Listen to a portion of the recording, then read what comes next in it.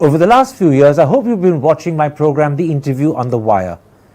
During that period, I've interviewed doctors, politicians, businessmen, scientists, authors, and even the occasional Nobel laureate. For me, it's been exciting. I hope it's been enjoyable for you. But these, as you know, are tough times, and if this program is going to remain bold, independent, and sometimes even defiant, then I think we need your support. At the end of the day, it's a truism, but editorial independence is best defended by the viewers. So if you would like this program to remain the way it is, forthright, outspoken, and interesting, then would you consider supporting us? All you have to do is to click on the description at the bottom. But more than anything else, I hope you will continue to watch the interview. Your viewership means an awful lot to me.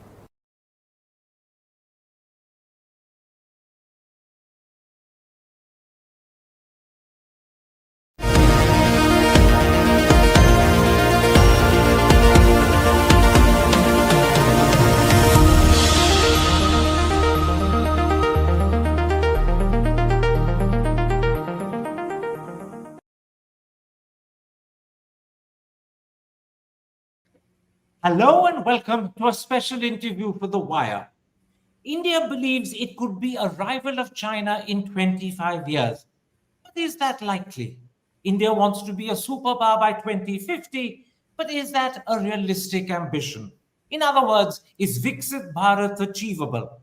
My guest today believes India's economic performance, its foreign affairs strategies, and the authoritarian and illiberal policies of the Modi government could thwart India's international ambitions.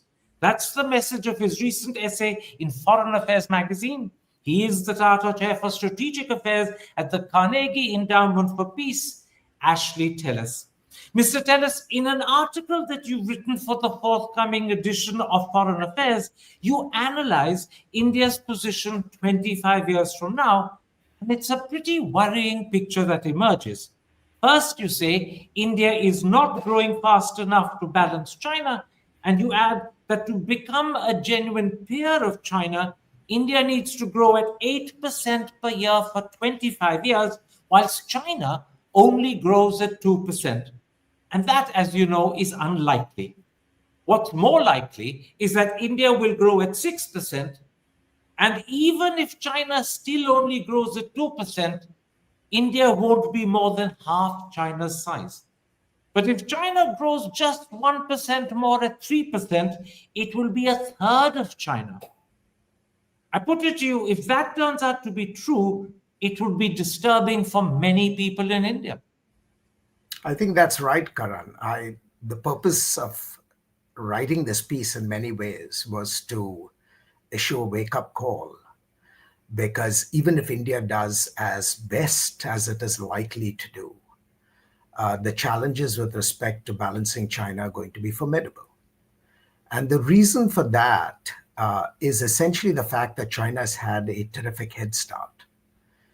It started its reforms a good 10 years before India did, and it pursued those reforms with a certain purposefulness that I find still missing in India. And so China has really demonstrated remarkable economic achievements in the last several decades. And the miracle of compounding essentially ensures that the gains it has made since its post-1979 reforms are going to give it advantages that will not disappear even if its growth slows down. Absolutely. You point out that the international outcome 25 years from now is also going to be less than pleasing for India. You say India will become a great power by the middle of the century, but it will be the weakest of a quartet that includes China, the United States, and the European Union. And then, very importantly, you add, it will not be on par with China, and it will certainly not be on par with the United States. That means in 2050, India will be the least important of the great powers of the time. I think that is almost arithmetically true. And as I said, for India to disturb this equilibrium, the expected equilibrium, it would have to do 8% growth or better. And I just find that hard to believe that India will be able to achieve 8% trend growth rates over the next 25 years. And there are several reasons, but the most important to my mind are a mixture of complacency and sometimes plain cowardice. Complacency because the body politic seems to have concluded that 6% growth is good enough and therefore energetic reforms are not required. And political cowardice in the sense that the leadership recognizes that more dramatic reforms will be politically costly and therefore has shied away from it, at least for the last 5 odd years.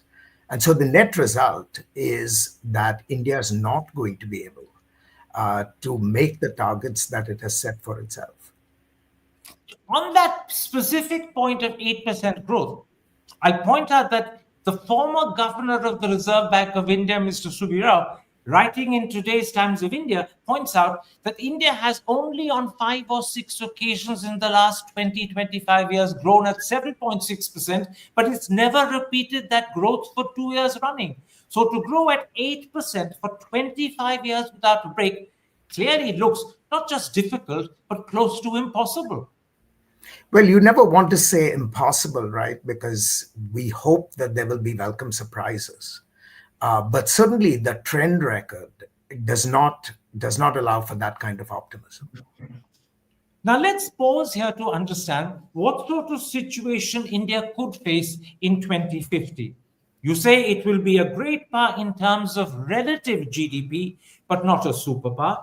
In military terms, fear of Pakistan and China colluding means it will continue to face the prospect of a two front war.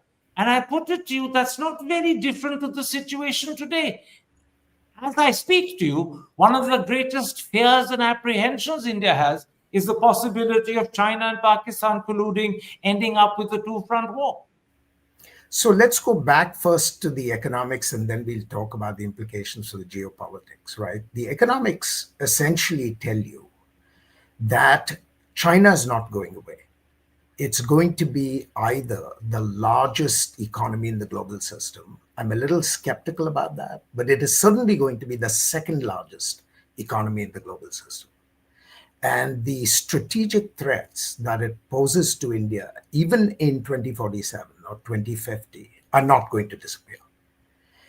And its relationship with Pakistan, as best one can tell, is only going to deepen because I think the Chinese state has reached the conclusion rather astutely that the best way to limit India's rise is to invest in proxies in India's own neighborhood. And Pakistan, for its own reasons, appears willing to play that role.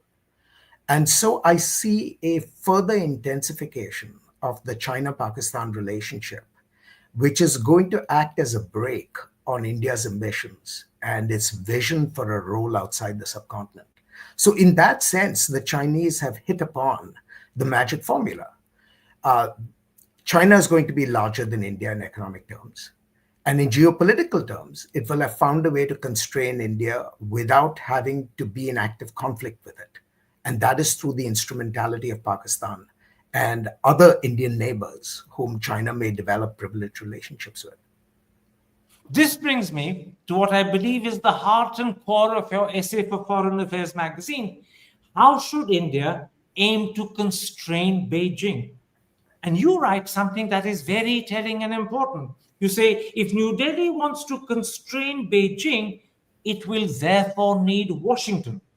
And then you add India's preference for multipolarity rather than any alliance with the United States means there will be limits to the India US partnership. The one partnership that India will need to constrain China will have limits because of India's insistence on multipolarity. Can you explain that point further? Sure. So the point is, if China is going to be this significant power in the international system, let's say number two, it is going to pose a challenge to the United States as well. In fact, on this score, US and Indian interests converge very, very nicely.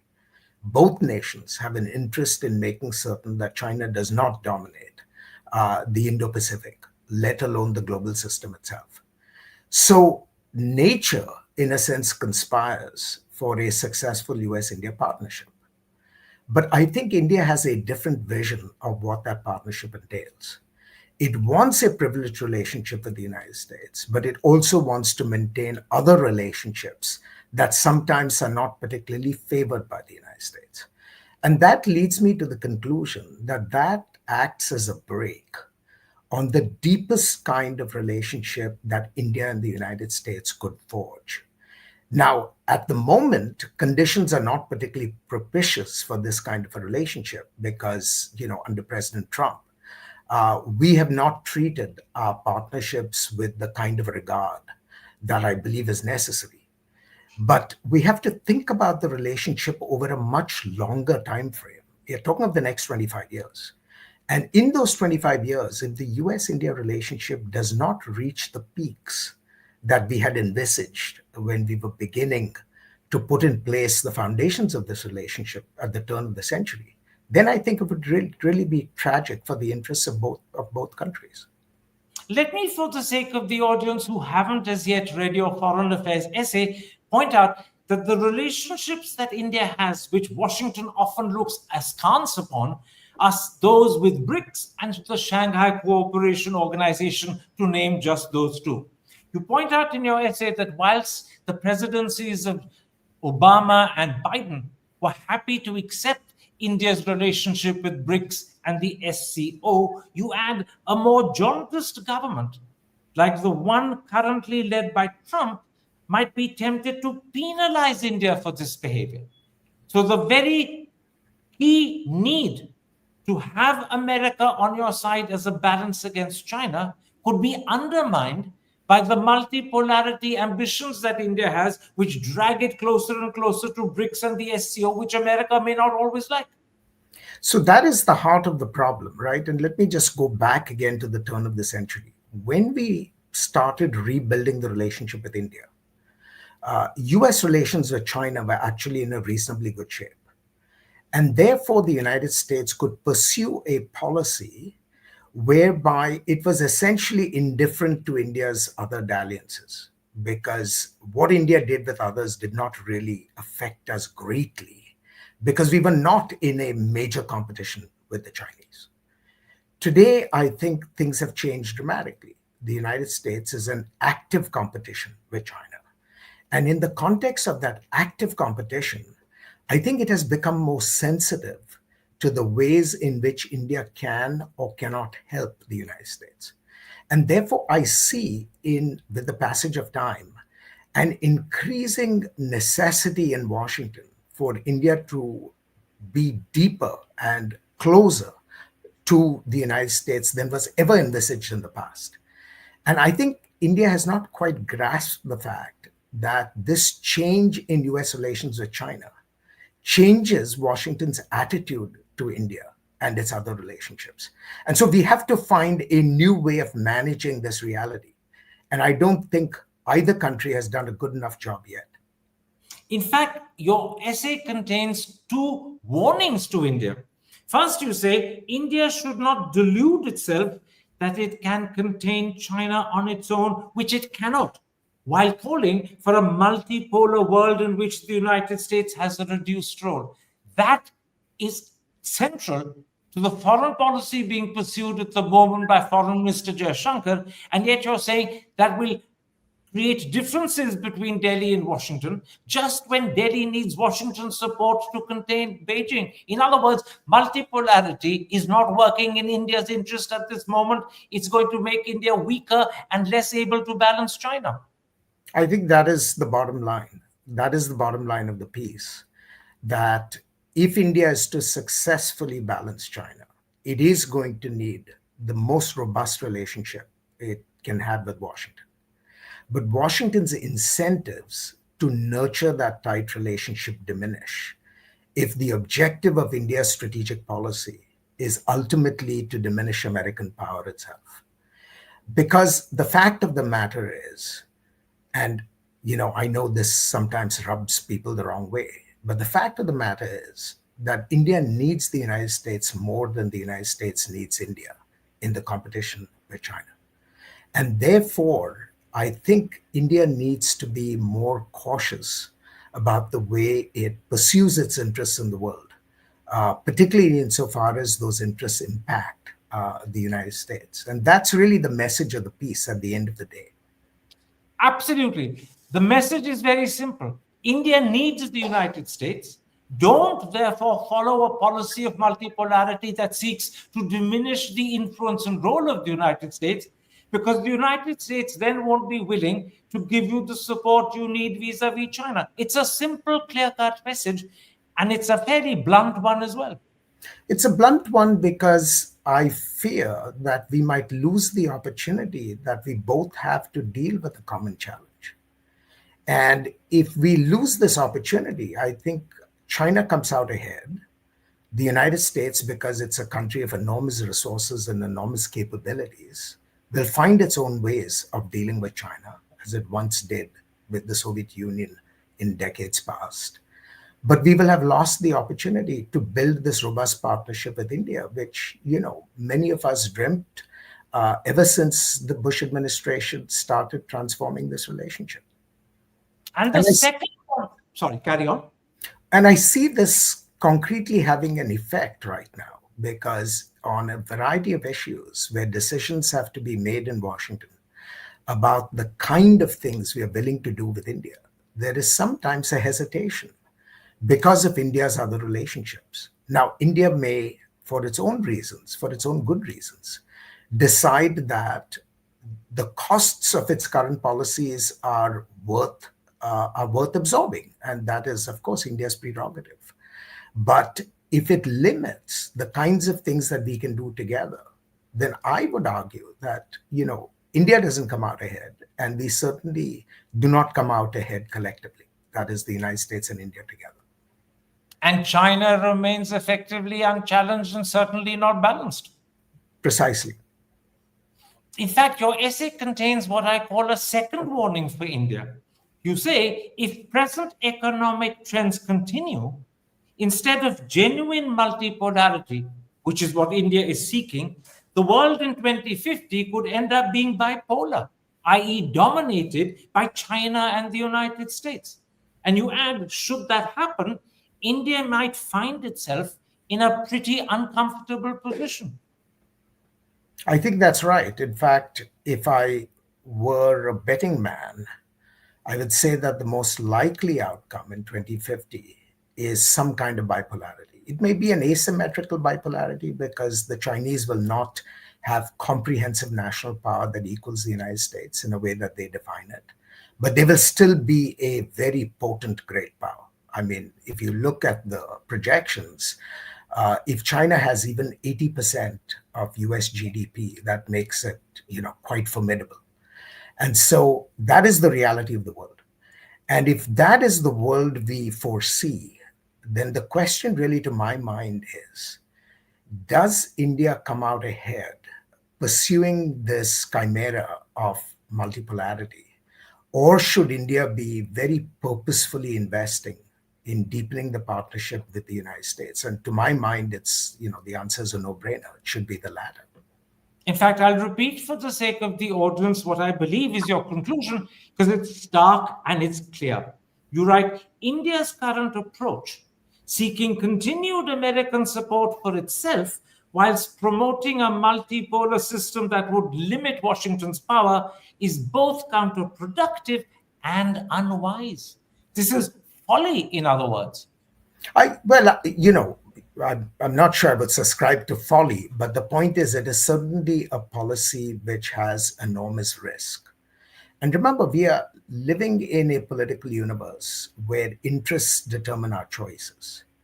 And if India believes that it can essentially have a variety of relations with some countries that are oftentimes America's adversaries, then it should not be surprised if there is a growing reluctance on the part of the United States to avoid doing the things that India would like to see done in the bilateral relationship. And that is really my fear. My fear is that the choices that India makes for its own reasons may end up being impediments to the kind of partnerships that the United States and India could build. For example, in the arena of high technology, in the arena of key activities that we do in the Indo-Pacific, and so on and so forth. So we need to do some soul searching, both I think in Delhi and in Washington, about where we see the relationship going and what we need to do to protect it. Now, Mr. Tellis, there's one further cloud on India's horizon, and this time it's to do with internal developments within the country. India is moving away from the liberalism inherent in its constitution, and it's also becoming simultaneously authoritarian. You write, an illiberal India is also likely to be less powerful in 20, 25 years' time. Can you expand on that for me? So there are two halves to the argument, right? I always thought that India's liberal democratic achievements were atypical in the political system. There are very few countries at India's levels of per capita income that have maintained and protected its system of liberal democracy. And it worries me because any deviation from that path first destroys what I think is a remarkable example for the rest of the world. And this is obviously an intangible gain. It does not have direct sort of empirical effects, but it does speak to the question of how India is received and welcomed. And India's liberal democratic successes, to my mind, really had an exemplary quality that paid off in ways that go beyond the material. And if India fails on this count, I think it just becomes another country where majoritarianism defines the character of its politics, and it loses that unique sheen that it has. And to my mind, that is something really precious because the United States, in many ways, was supposed to be the exemplar of this kind of liberal democracy as well.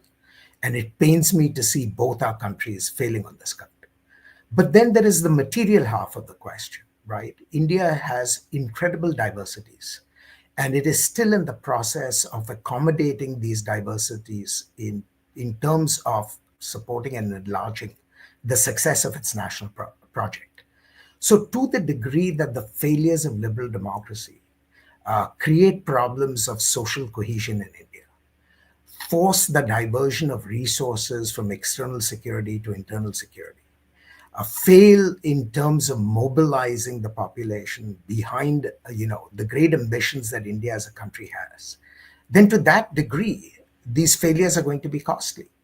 And so I hope that India will recover essentially its liberal inheritance, just as I hope that the United States will recover its liberal inheritance. Not too long from now. But to my mind, the fact that both our countries are going through this traumatic uh, sort of alienation from their liberal democratic heritage, I think has both costs in terms of the respect with which they are greeted in the world and their ability to generate national power because of the accentuations of social divisions. But that phrase that you used in the beginning of this answer, that India could end up just another country, is the one thing probably all Indians do not want to be. And yet, the conclusion that your article comes to would be disturbing, to put it mildly, for those who yearn for what's called Viksit Bharat. You write, the combination of moderate economic growth, the persistent quest for partnership with all states, but privileged relationships with none, and growing illiberalism within the country make for an India whose global influence will fall short of its increasing material strength. In other words, we will never become, if we continue, the power we would dream to be. I absolutely agree with that, and that is really what motivated, in a sense, this article. It's a cri de coeur because I think India has greatness within its grasp, but the choices that it has made in the last several decades are not choices that will get it there. And that, to my mind, is a tragedy. And again, the purpose of the piece was not to pillory India, because I see the United States undergoing a similar kind of deficiency.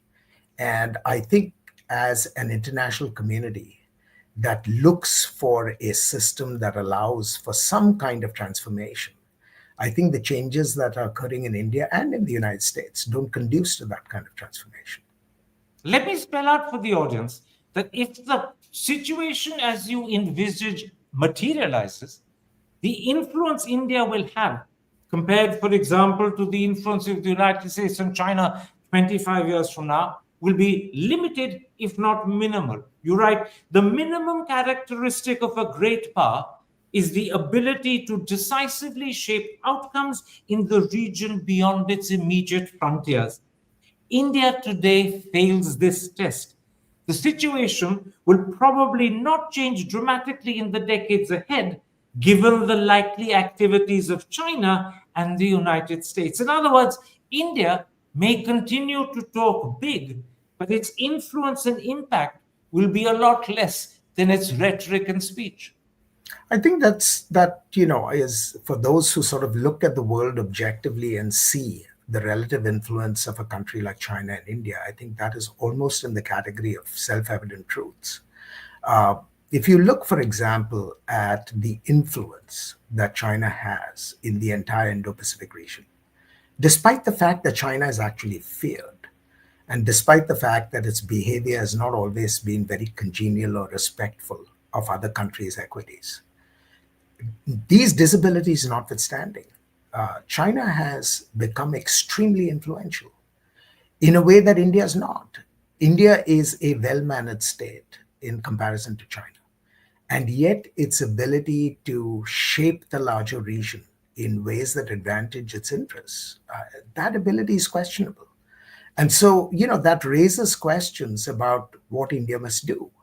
And I think at the very least, what it needs to do is to look at the region in terms of a broader and deeper economic embrace. I mean, that is what the Chinese have essentially done. Their embrace is so pervasive to the point of being choking that even countries that quite despise China are happy to profit from its embrace.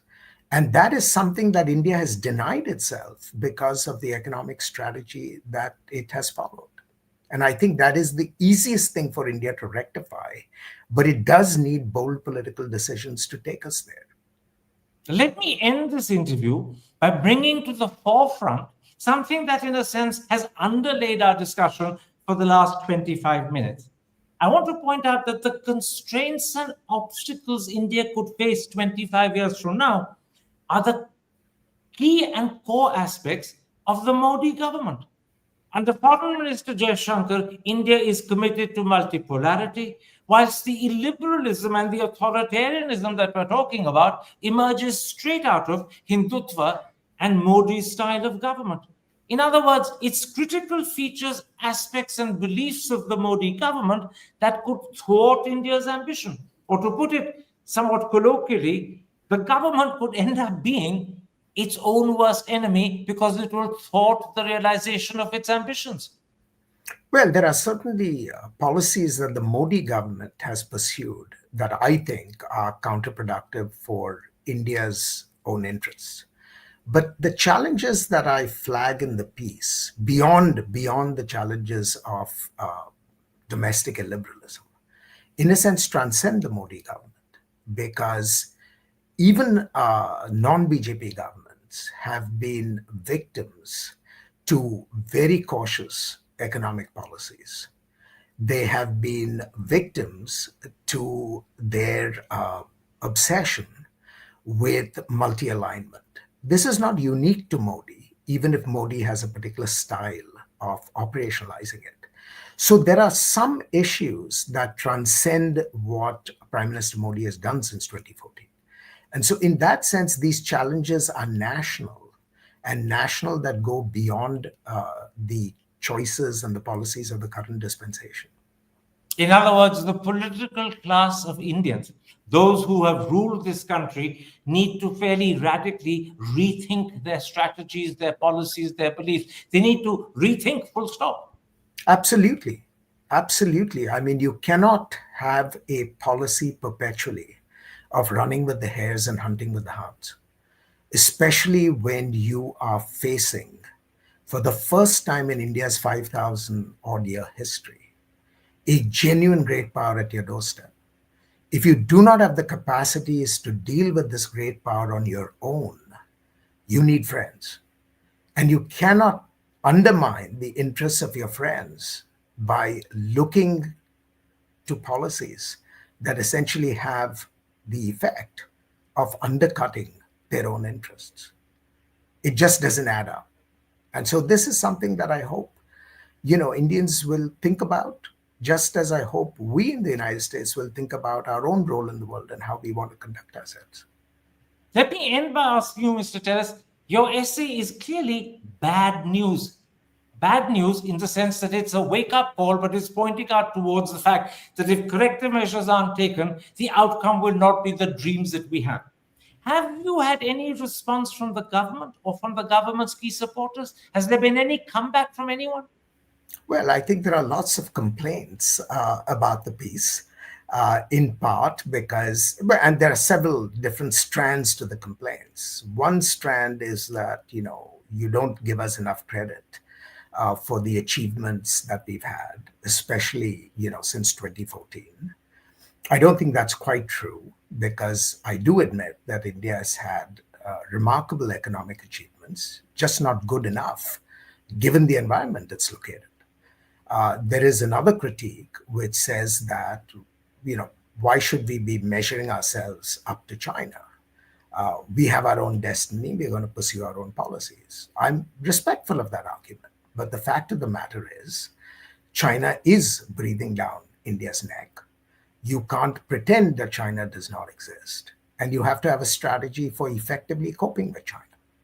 And there is a third critique, which thinks that I make too much of the problems of domestic illiberalism, and that India will actually do quite well, even with the current trends. And I'm not quite persuaded of that, but that's not exactly an argument that sometimes is susceptible to easy refutation in an intellectual way, because the people who make that argument have very strong beliefs, about the changes that have taken place in India in recent years. Mr. Tellis, I thank you for this interview. I thank you for explaining your views so fully. And I hope that there are people in the corridors of power who are listening very carefully to what you've said. Take care. Stay safe. Thank you. Hi, I'm Karan Thapar. Over the last few years, I hope you've been watching my program, The Interview on the Wire. During that period, I've interviewed doctors, politicians, businessmen, scientists, authors, and even the occasional Nobel laureate. For me, it's been exciting. I hope it's been enjoyable for you. But these, as you know, are tough times, and if this program is going to remain bold, independent, and sometimes even defiant, then I think we need your support. At the end of the day, it's a truism, but editorial independence is best defended by the viewers. So if you would like this program to remain the way it is, forthright, outspoken, and interesting, then would you consider supporting us? All you have to do is to click on the description at the bottom. But more than anything else, I hope you will continue to watch The Interview. Your viewership means an awful lot to me.